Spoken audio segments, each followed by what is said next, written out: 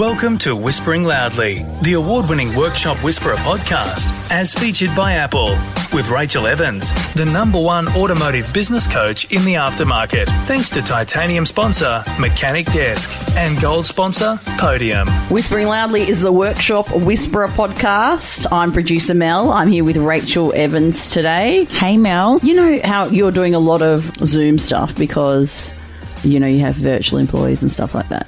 Do you ever have business on the top and party on the bottom in regards to... Absolutely, every day. Always wear a jacket and sometimes... like Ugg boots. Yep, in winter, definitely. Active wear on the bottom.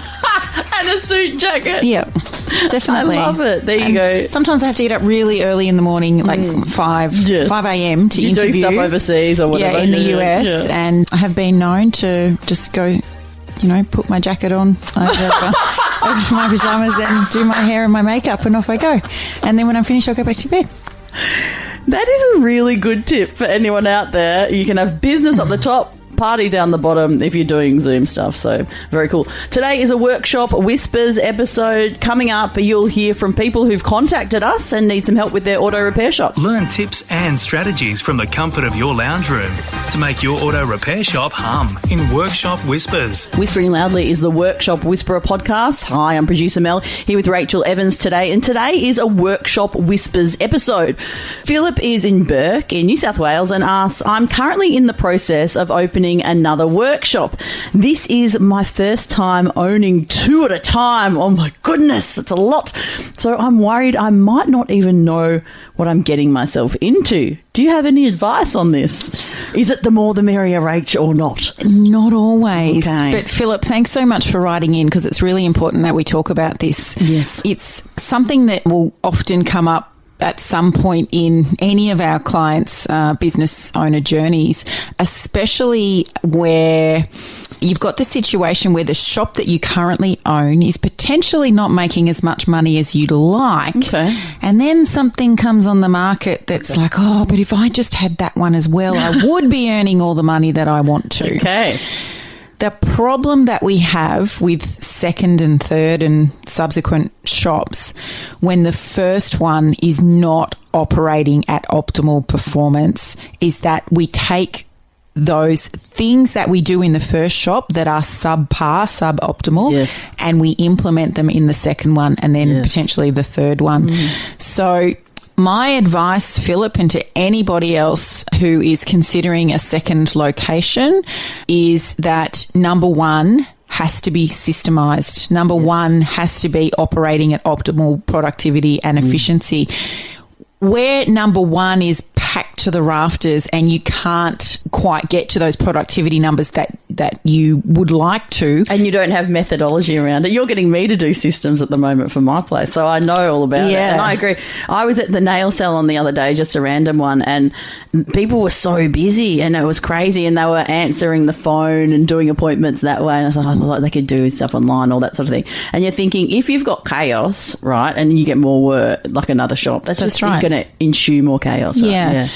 But for where you've got a situation, say you started off small and you've got a 2-bay shop and you have another location come up and you want to operate both and you're turning away work at the 2-bay shop, then sure, that probably makes more sense to open the bigger location. You may have work to start straight away, so you straight away filling yourself up, but make sure that as much as possible that shop one is at optimal productivity, efficiency and profitability.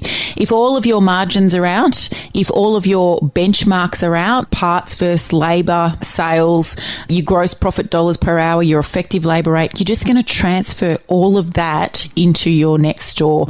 So you've really, really got to do your numbers, and you should not be going to a second shop just because you think you will make twice the money.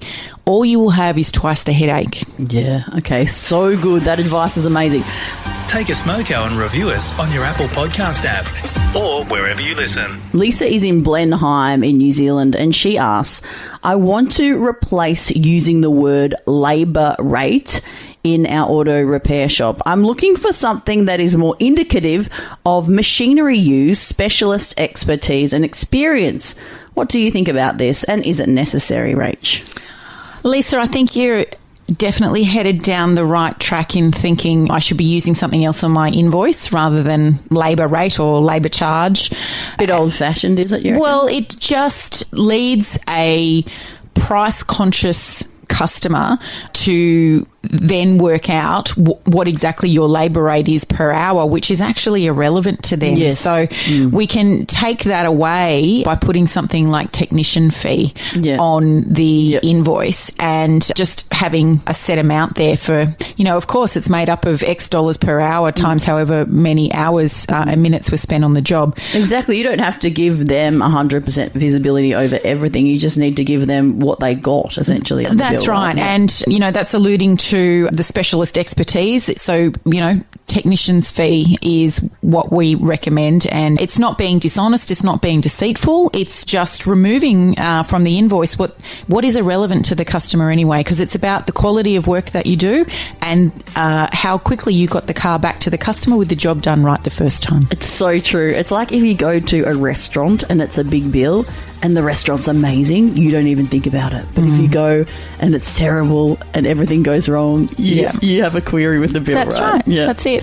We hope that helped you out. Whispering Loudly is the Workshop Whisperer podcast. Please rate and review us wherever you listen. Thanks for listening to Whispering Loudly, the award-winning Workshop Whisperer podcast, as featured by Apple with Rachael Evans, the #1 automotive business coach in the aftermarket. Thanks to Titanium sponsor Mechanic Desk and gold sponsor Podium.